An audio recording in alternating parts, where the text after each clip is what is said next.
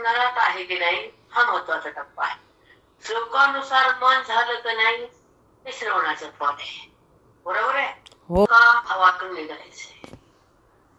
आपल्याला श्रवण करायचं का? तर आत्मभावात राहायचंय. आपल्याला सार्थक करायचंय आयुष्याचं.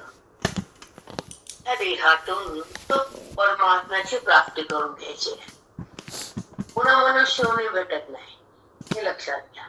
पुन्हा प्रपंच हा व्यवहार हे नाते त्याच्यात गुंतागुंती नको म्हणायची. त्या मनाला जर गुंतवायचं नसेल तर चिंतनात राहावं लागतं. समजलं का माहित आहे? कर्म का होत, कशामुळे होत, त्याची साधन काय, त्याची कारण काय, चालू विषय आपला हाय. की जे जे कर्म होत विधीनुसार होत, विधीला सोडून होत.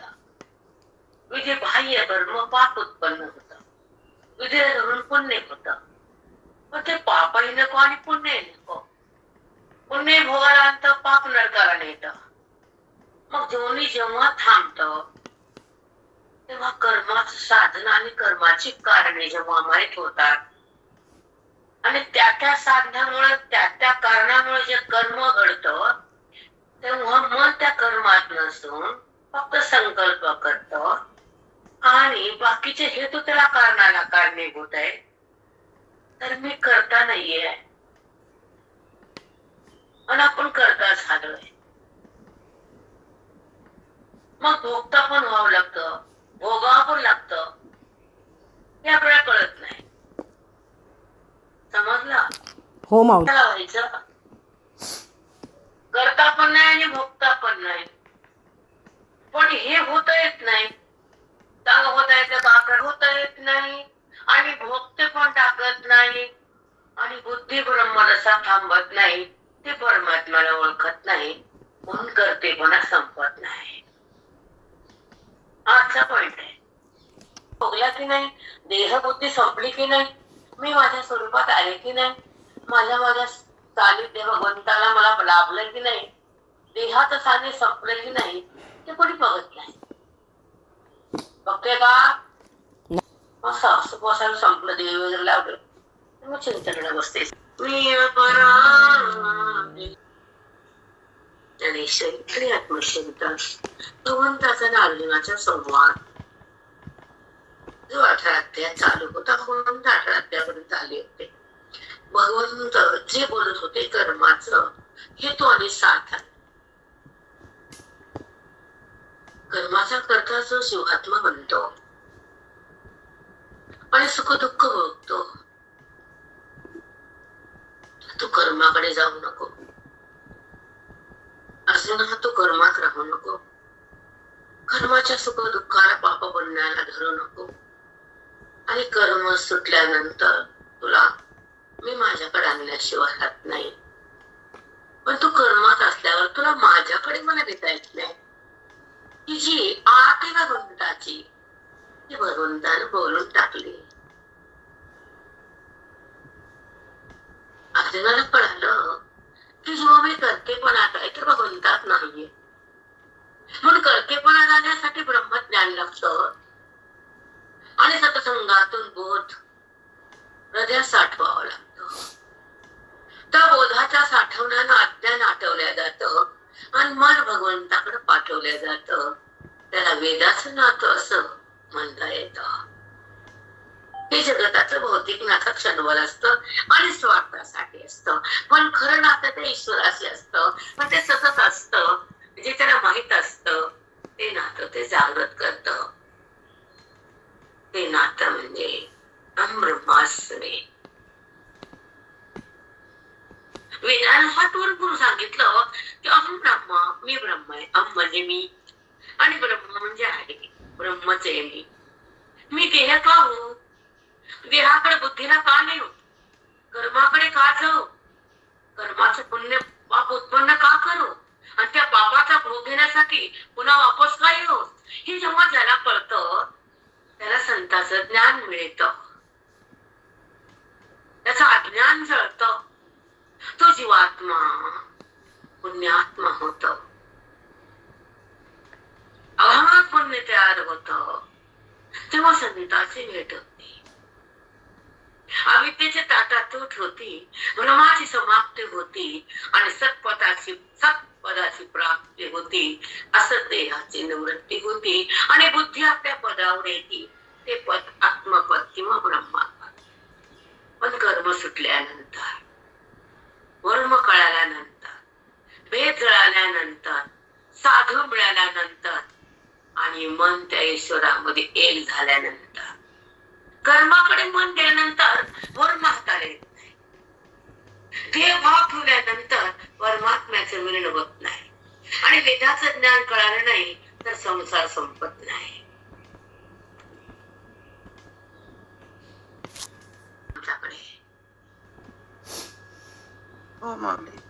लक्षात घ्यावं लागतं आम्हाला, तुम्हाला नाही. कोणत्या मुलाला काय आवडते हे आईला सांगावं लागत नाही. कोण कसा जीवात्मा हे भगवंताला माहित असतं. कोण पापी आहे, कोण अधम आहे, कोण राक्षस आहे, कोण कर्मठ आहे, कोण लोकांना त्रास देतो, कोण अन्याय करतो हे भगवंताला माहित असतं. फक्त त्याच्याकडनं आपण सोडून द्यायचं असतं. हिशोब भगवंताकडे ठेवायचा. माप ज्ञानाचं मोजायचं, कर्मातून बाहेर यायचं, वेदांतात थांबायचं, देहातून निघायचं, गीतेकडे जगायचं, श्लोकाला बघायचं आणि आपलं स्वरूप भोगायचं. त्याला पारायण म्हणायचं. जा श्लोकाचा भावार्थ घ्या. आत्मभाव भोगा, देहभावाला त्यागा आणि मग मला पारायण झालं. मग ते दगड कळण वळण काही कळत नाही. दगडाला दगड तशाच बुद्धी कळाला का नाही हे बी कळत नाही. श्लोक काय बोलला हे समजत नाही. गीतेमध्ये काय आहे हे सांगता येत नाही. तरी हे काय वाटत नाही, कारण संसार बुद्धीतला बाहेर निघत नाही. म्हणून गीता काय बोलली हे ना देणं घेणं नाही. आहे का देणं घेणं? वाणी मध्ये काय बोध आहे आणि काय रस आहे, काय स्वारस्य आहे, काय अभेद आहे, कुठं अभेद मांडला, कुठं भेद काढला, कुठं अर्जुनाचं रडणं बंद झालं, कुठं कर्मातून त्याला बाहेर घेतलं, कुठं मोक्ष पदरात दिला, कुठं अर्जुन हसला, कुठं रडला, कुठं भगवंतामध्ये थांबला, कुठं जगत भाव संपला. कळतं मूर्ख नाही हा? कळतं का? नाही माऊली. साधन जगात नाही. संतासारखं प्रेम कुणी करत नाही आणि ग्रंथासारखी स्थिती सहज होत नाही. माऊलीचं ज्ञान हृदयात थांबत नाही. अज्ञान संपत नाही तर अज्ञान स्थगित होत नाही. होते ज्ञान स्थगित करा. नाते काय ठेवता इथं? घाणेरडे नाते व्यवहारापुरते वापरा. वट्टा पुसला, गाळणं धुतलं, घडी करून ठेवलं, गाळणं हातात घेत नाही ते सदामदा. कामापुरतं गाळणं, तसं कामापुरता व्यवहार नातं. कळतं का? गाळणं नाही. हात केल्यापेक्षा व्यवहार सोडून स्वतःचा मोक्ष प्राप्त करा. मला एवढं कळतं. रामकृष्ण हरिताई. साष्टांग. अपरिच्छिन्न आणि परिच्छिन्नाची व्याख्या हृदयामध्ये थांबलीच पाहिजे. काय कळतं आपल्याला? वेद काय म्हणते, वेदाची स्थिती काय, श्लोकाचा भावार्थ काय, ओवीचं रहस्य काय, संताची स्थिती काय, हृदयातला अनुभव काय, दिसणारा जगत भाव काय, कशाचं निरूपण कळतं आपल्याला? इकडे गेलं बोमलत वापस आलं, तिकडे गेलं वापस आलं, 4 महिने राहिलं तर काय संपलं? काय परिणाम तुझ्या? जैशी ती वैशी वापस आली आणि पुन्हा पंढरपुरात गेली बोमलत. फरक काय? फरक दाखवा आम्हाला. बाबा मी बोलणार नाही तुम्हाला. फरक तर काहीच नाही. काहीच फरक नाही. प्रत्येक जणाची स्थिती आहे. मी एकाला धरून बोलत नसते. समजते तुम्हाला का नाही? चिंतन नाही. जोपर्यंत गीतेचं वर्म हातात नाही, कोण्या मातीत गेलं तर काय फरक पडत नाही. पडते का सांगा? दिनाची वाट लागती, संतांची कृपा लागती, ग्रंथाचं प्रेम लागतं, साधना भरपूर लागती, साध्य हातात लागतं, परमेश्वराची स्थिती अनुभवावी लागती, जगत भाव संपावा लागतो, परमानंद भोगावा लागतो, हरीला साठवावं लागतं आणि मन भगवंताकडे पाठवावं लागतं. खाऊन झोपून काय होते? दगड काय होत नाही, काहीच होत नाही. हर एकाची स्थिती सांगते मी. फरक नाही तर परमार्थ कशात, अभेद नाही तर मोक्ष कशात, संत नाही तर जगणं कशात, श्लोक कळत नाही तर बुद्धी कशात, अविद्या संपत नाही तर देह कशात.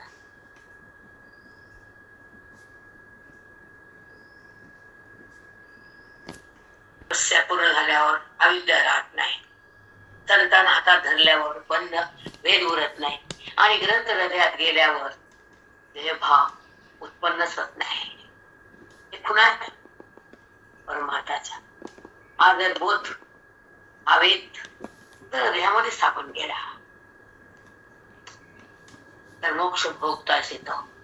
जमिनीमध्ये जर बेलाचं झाड लावलं, फुलाचं झाड लावलं तर त्याला फुलं येतातच, पण ते झाड जमिनीत पाहिजे, परशीवर नाही. मन वाचा देहांचे कर्म मनादी हेतूचे रचे, तैसे तैसे म्हणजे कसं? तांतू वाचा ताना तांतू घालिता वरेना, तो तंतूची विचक्षणा होय पट, कापसाला ताणलं,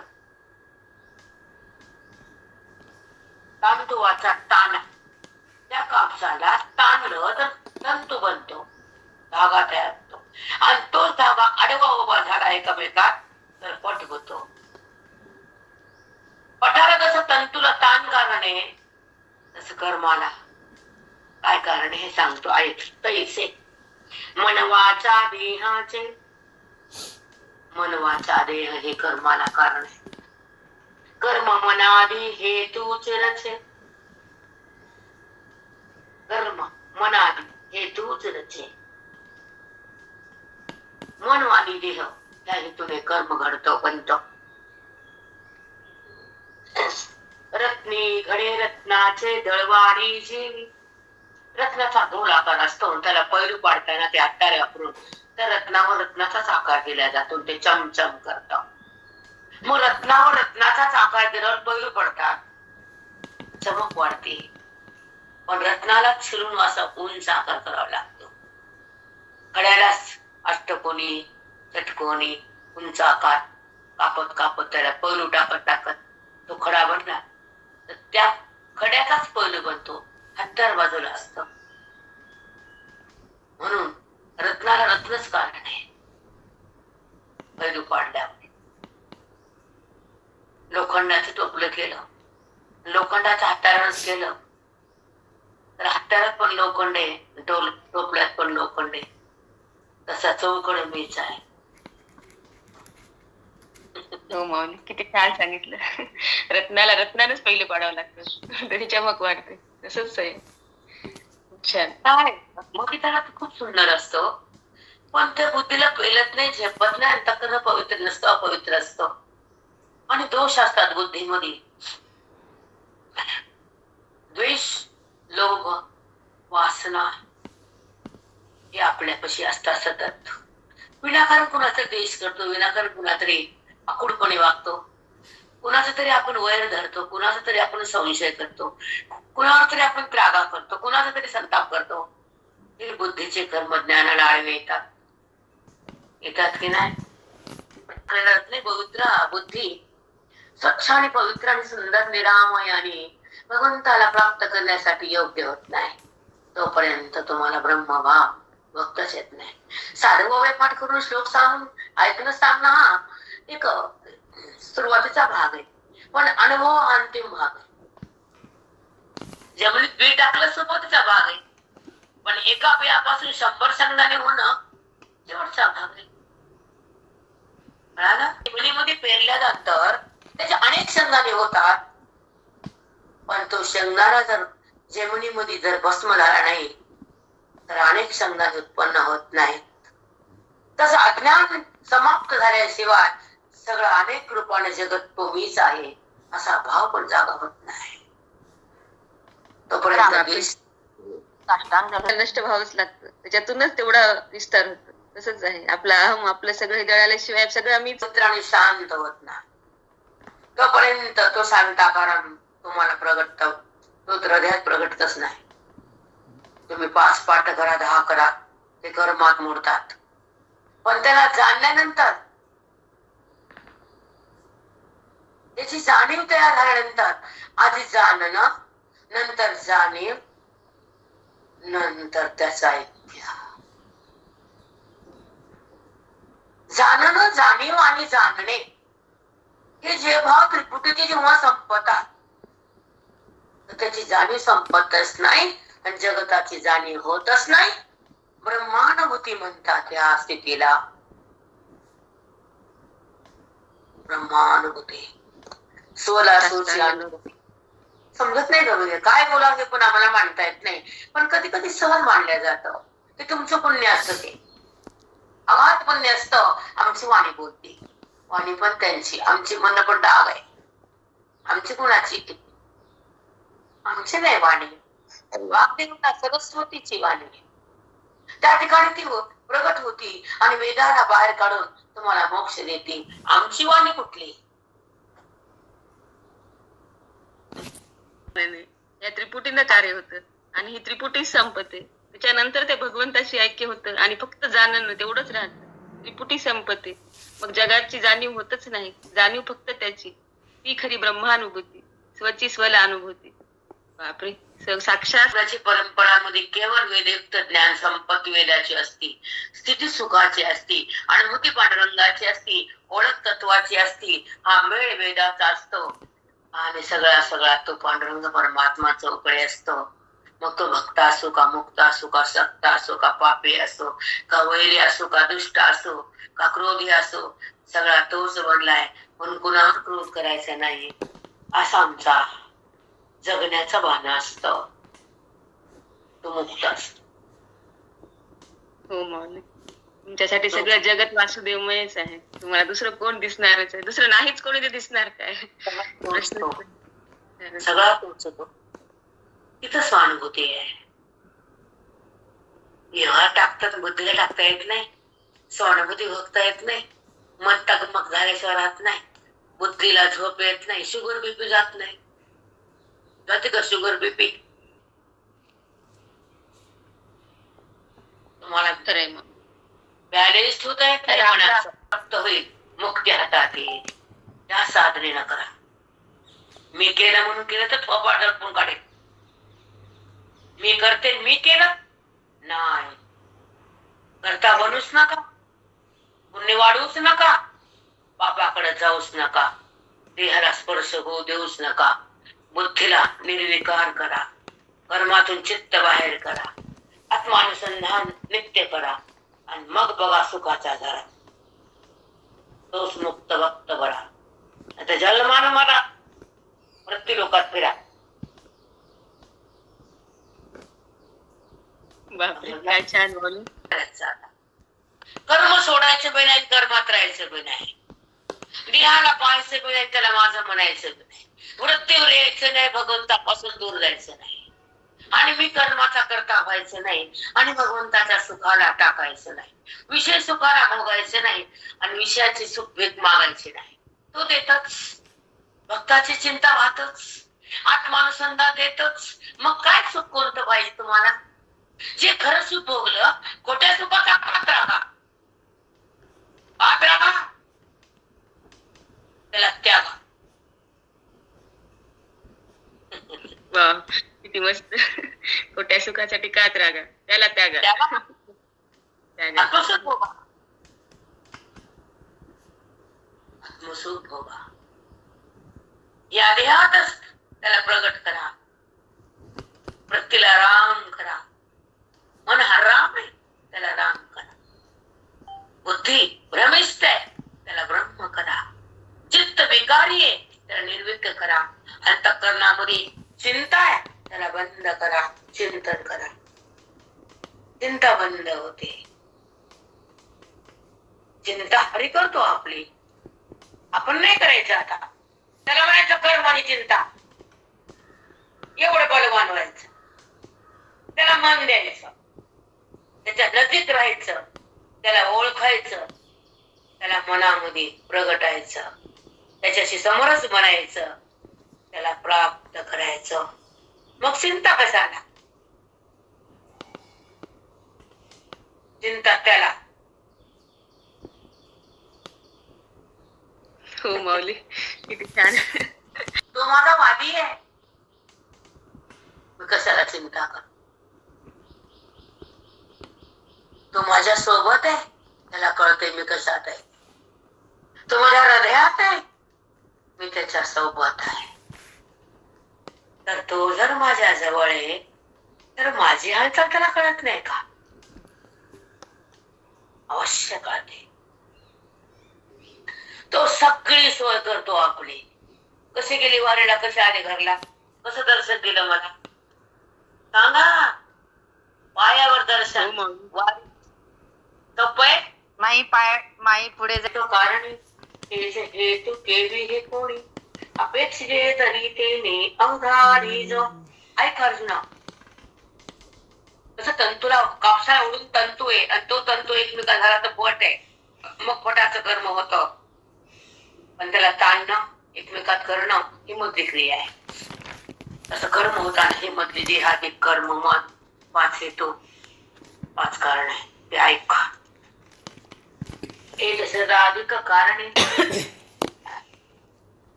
ना, त्याच्यामुळे कर्म होत. बाकी कर्म कारण नसत तर कर्म नाही.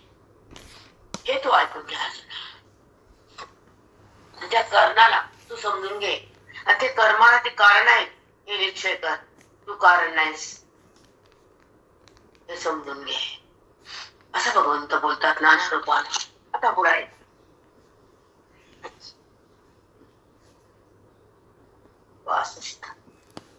अधिक कारणे तेच हेतू केली हे कोणी. अधिक कारण तेच हेतू कसं आहे, तेच हेतू केली हे कोणी. कसे हेतू कोण कोणी हे सांगतो. अपेक्षिते तरी तेने अवधानी जो. त्या कर्माला सर्वाधिक कारण आहे. आणि अजून कोण हेतू आहे ते तुला मी सांगतो. अवधारी जो. ते ऐक, एक लक्ष देऊन ऐक. असं बघून आदिवासी संवाद साधतात. ऐका सूर्याची या प्रकाश हेतू कारण सूर्याचे जैसा का उसाचे कांडे उसा वाढी हेतू. सूर्याचा प्रकाश उगवायला सूर्यच कारण आहे ना? बरोबर आहे. सूर्याच्या प्रकाशाला सूर्यच कारण आहे, दुसरं कोणीच नाही. चंद्र उगवला म्हणजे सूर्यप्रकाश पडतो असं नाही. मग ऊसाच्या वाढीला ऊसाचे कांडेच कारण आहेत. एक कांडे वाढले की ऊस वाढतो. म्हणून ऊसाच्या वाढीला ऊसाचे कांडे कारण आहेत. आणि सूर्याचा प्रकाश जगात पडण्याला सूर्य कारण आहे. नाना वाघ देवता वाणावी ते वाचाचे लागे कामवावी. का वेदा वेदेची बोलावी प्रतिष्ठा जेवी. वेदाचं महत्व वेदानच सांगावं, अन्य लोकांना सांगता येत नाही. प्रतिष्ठा म्हणजे महत्व. वेदाचं महत्व वेदानं स्वतःहून बोललं तर कळतं. गीता म्हणजे वेदे, ओवी म्हणजे वेदे, संत म्हणजे वेद आहे. वेदानं, कारण त्याच्यात मग त्याला माहिती ना.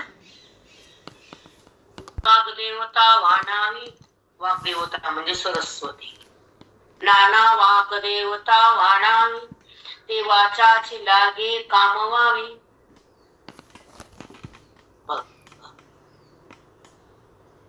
त्या वाणीवर सरस्वती माता असते. मग त्या सरस्वतीची स्तुती करायला तिच्या साह्याने वाणीला वर्णन करावं लागतं. तिचंच करावं लागतं, तेव्हा वर्णन होतं, नाहीतर होत. ती आल्याशिवाय तिचं वर्णन वाणीला बोलता येत नाही. म्हणून वाग्देवता सरस्वती माता तिथं प्रगट होते. आणि तिची शक्ती त्या वाणीच्या द्वारे तिचं सुनिरूपण तिच्या साह्यानं करता येतं. असं कृष्ण परमात्मा बोलायचे. खूप सूक्ष्म बरं काय. ऐकायला सोपं आहे, बोलायला सोपं आहे, कळायला अवघड आहे. हो मग खरंच आहे. कामवावी. वेदा वेदीची बोलावी प्रतिष्ठा जेवी. वेदाची प्रतिष्ठा महती किंमत जे सामर्थ्य ते वेदानं सांगावं, आपण सांगू शकत नाही. तैसे कर्मा शरीराधिके. कसं कर्माला हे कारण शरीर सुरुवातीला कारण नाही. तैसे कर्मा शरीराधिके कारण हे कीर ठाऊक आहे. तुला माहितीये कारण सगळं पहिले कारण आहे ठाऊक आहे. पण हेच हेतूनच ते जरी जरी कारण असतं तुझे 5 कारण हेतू आहे त्याला, ते पण तुला माहित असावेत. इंद्रिय, वायू देवता, क्रियाशक्ती. वायू म्हणजे क्रियाशक्ती, इंद्रिय त्याची देवता, हे सगळं मिळून कर्म होता. पुढचं पण माहिती 4 हेतू. नुसतं शरीरात एक नाही, शरीर नाही, त्याच्यामध्ये असलेले इंद्रिय, त्याच्यात असलेली पवन वायू शक्ती, त्याच्यानंतर त्या इंद्रियाची देवता आणि शरीर, हे सगळं मिळून कर्म घडतं. मग सांग बरं अर्जुना, त्या इंद्रियाच्या त्या देवता असतात. ते देवता तू आहेस का? नाही. इंद्रिय तू आहेस का? नाही. व्यवहार तुझा आहे का? नाही. जेव्हा तुला ते कर्म झालेला कळतं, भात शिजलेला आपल्याला कळतो, आपण गॅस बंद करतो. मग हे कळणं वेगळं आणि त्या कर्म वेगळं. तू सगळं एकच करतोस. कर्म बी मी, करता बी मी, फल बी मी, सगळं असं नको करू रे. जेव्हा आपण घरात पाहतो आणि हे घर माझं म्हणतो, तर तू घराहून भिन्न आहेस का अभिन्न आहेस? भिन्न आहेस. तसं कर्माहून तू भिन्न आहेस आणि आत्मस्वरूपाशी अभिन्न आहेस. म्हणून कर्मात जाऊ नको, कर्मात राहू नको, कर्माचं फळ घेऊ नको.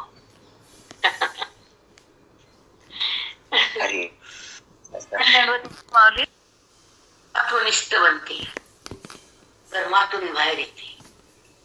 इथं ज्ञानाची खरी स्थिती. वाचलं, बोललं, ऐकलं म्हणजे तुम्हाला ज्ञान झालं असं होत नाही कधीच. अनुभूती आली की नाही जस्ताला माहिती, अविद्या गेली की नाही जस्ताला माहिती, देहभाव संपला की नाही जस्ताला माहिती, आणि आत्मभाव भोगला की नाही हे जे त्याला माहिती. अन्याला नाही. बोल आत्मभाव नाही, बोलल्या विना बी नाही. राम राम बाई. पण हेच हेतून चुके, हेच हेतून चुके. कर्माला हे 5 हेतू कारण ते चुकू नको आणि त्याला सोडू नको. कर्माचा करता बनू नको आणि कर्मातून चित्त बाहेर काढल्याशिवाय जगू बी नको. आमचं काही नाही, निमित्त येत आम्ही इथं फक्त निमित्त. आता पुढचा ऐका. आणि देहादिकी कारणे देहादेहे तुमरणी, होय जया उभारणी कर्म जाता, होय जया उभारणी कर्म जाता. देहादिक कारणी देहादी हेतू मिळणी. देह सुरुवातीला कारण आहे, मी नाही म्हणत नाही, पण केवळ देह नाही, देहात इंद्रिय, देहाच्या देवता, देहातली जी वृत्ती कर्म करण्याची, आणि ती वृत्ती कर्माकडे जाते तेव्हा काय काय सहाय्य घेते, तर त्या देवता, ते इंद्रिय, ते क्रियाशक्ती, ते तो देह, सगळं एकत्र येऊन कर्म होतं. तू देह बी नाही, पवन वायू बी नाही, क्रियाशक्ती, तू इंद्रिय पण नाही, त्याच्या देवता पण नाही, तू कर्म पण नाही, कर्माचा संबंध तुला करायचा पण नाही. संबंध माझा कर ना अर्जुना. जेव्हा कर्माचा संबंध जातो तर मला संबंध होतो.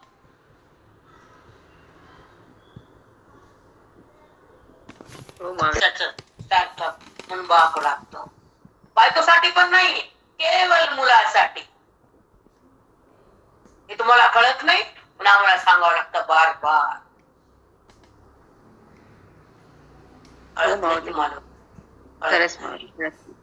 तो बाप राखतो, पत्नीसाठी नाही, मुलांचं भविष्य, वडिलांचे कर्तव्य, नात्यांचा स्वीकार, ठिकठिकाणी त्यांचं कार्यक्रम योग्य करणं. कळत नाही समोरच्या लोकांना, मूर्ख लोकांना कळत नाही, अवहेलना करतात. ते गेल्याची किंमत करा, घमेंड नको तिथं. करा किंमत समोरच्या व्यक्तीची. इथं वाचून काय उपयोग नाही. सहज कसा कोण कर्म करतो, सहज कसा दान देतो, सहज कसा नात्याला जपतो, सहज कसं आपलं आवरण दूर करतो, सहज संतांच्या संगतीत येतो, सहज श्रवण भक्ती घडती आणि सहज मुक्ती भक्ता येते. त्याला म्हणतात आत्मस्थिती. सहज कार्य होत असतं, सहज बिना अनायासे तो खरा साधक असतो. कष्ट न होता सगळं करतो. कष्ट देऊन करताना कुरकुर असते. समजाले की नाही? जाणारी वाणीच आहे आणि सत्वात थांबणारी पण वाणीच आहे की नाही? बोला. वाढवायची इच्छा केवळ सत्व. मन चंचल होतं, व्यवहाराकडे जात. काही कामच करत राहती, बोलती चंचल बनती, क्रियाशील होती. भांडत बसती, पटापट बोलती.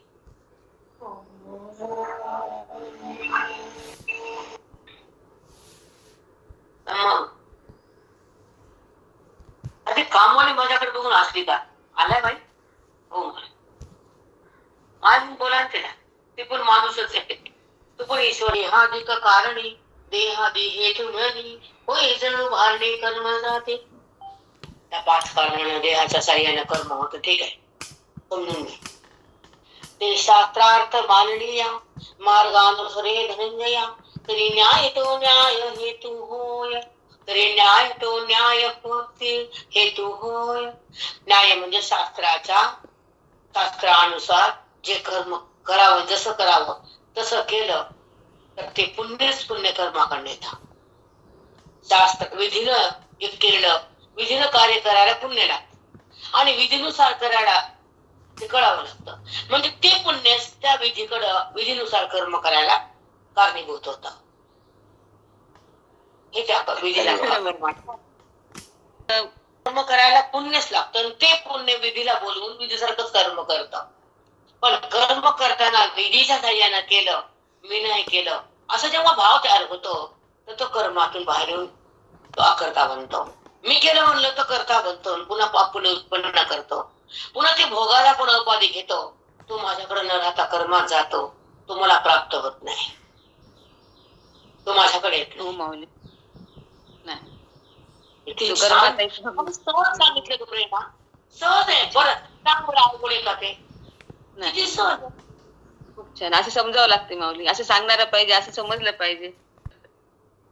मग तू सांग किती सुंदर मराठीमध्ये माऊलीने तयार केले श्लोकाचा भावार्थ. असं करतात त्याच्यातून सांग बरं. एवढं सहज स्थिती येते का? सांग येते का स्थिती? नाही माऊली, कधीच नाही. श्लोकातून अशी स्थिती नाही, कधीच नाही. नितांत गरज आहे, गोबीची गरज आहे. आणि कळत नाही मूर्ख लोकांना. आपण काय करा, काय करणार आपण? त्यांची एवढी योग्यता नाही माऊलीकडे यायची, म्हणून ते माऊलीकडे थांबत नाही. ते त्यांचं आहे मला माहिती. आपण बोलू बी नाही, त्याची चर्चा पण करू नये. संपला विषय. आता ऐका. ते शास्त्रार्थे मानलीया मार्गानुसारे धनंजया. शास्त्राचा अर्थ समजावून त्याच्या अनुसार ते कर्म करतात. शास्त्रार्थ माननीया मार्गा अनुसरे धनंजया. तो शास्त्रार्थ जाणतात तर त्याच्यानुसार ते कर्म करतात. ठीक आहे. तरी न्याय तो न्याया हेतू होय. ते पुण्यच त्या कर्माला, तेच शास्त्र करून त्यानुसार ते कर्म करणं, तेच पुण्य त्या कर्माकडे येतं. आणि ते कर्म सुद्धा पुण्य कर्मच होतं. आणि असं करता करता ते कर्माचं मन बाहेर येतं. म्हणून शास्त्रानं कर्म विधीनं कर्म करा, अविधीनं कर्म करू नका. फक्त आता कलियुगात ऐकायचं, उत्तर काहीच नाही. जैसा पर्जन्य डकाचा लोटू विपाये धरी साळीचा पाटू. तो जिरे तरी अचाटू उपयोगाती. तो जिरे तरी अचाटू उपयोगाती. पर्जन्याचा लोट, पावसाचा लोट, त्या लोट आकाशातून पडला आणि धरणीमध्ये साठला. त्याला बांध करून ते पाणी शेतात अडवलं, त्याच्यामध्ये साळी लावल्या तर भाताचं पीक भरपूर येतं. तसा बोध हृदयात साठवला तर आत्मसुखाचं पीक भरपूर येतं. पर्जन्याचा लोटू विपाये धरी साळीचा पाटू. पाटू म्हणजे त्या शेतामध्ये चौकोनी भाग करून म्हणजे पाणी साठण्यासाठी त्याला असे एक करतात, चौकोनी भाग करून मातीचे थर करून त्याच्या मधल्या भागात पाणी साचवतात, त्यामध्ये साळीची पेरणी करतात आणि ते पाणी त्या जमिनीत जिरतं आणि तेव्हा साळीचं पीक भरभरून येतं. तसं बोधाचं पीक पाणी इथं जिरतं तर मोक्षाचं पीक भरभरून येतं. असा प्रयास आहे याचा. दंडवत आहे.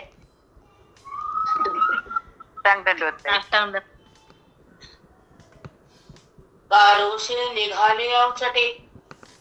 रोषे म्हणजे रागानं संतन करून बाहेर निघालं, संताप करून गाव सोडून पळालं. रोषे निघाले अवचटे पडेले द्वारकेची या वाटे. द्वारकेच्या रस्त्यालाच लागलं. कृष्ण परमात्माच्या नगरीत आलं तर राग कामी आला, वाया गेला नाही. द्वारकेच्या वाटे ते शिने परी सुनाटे न वंचती पदे. ते शीन गेला, त्या पायाचा शीन एवढं चाललो असा त्रास झाला नाही, कारण द्वारका नगरी कृष्णाची आहे. मला भगवंत बघायला भेटले, त्या रागामुळे तर मी घर सोडलं. बरं झालं द्वारकेत आलं, कृष्णाला पाहिलं. शीन गेला चालण्याचा रागाचा. मिळे उठे कर्म जे आंधळे तैसे हेतू कारण मिळे उठे कर्म जे आंधळे. अशा हेतून अशा कारणानं ज्याला कर्म होत हे माहित नाही ते आंधळे. ते शास्त्राचे लाहे डोळे ते न्याय म्हणे.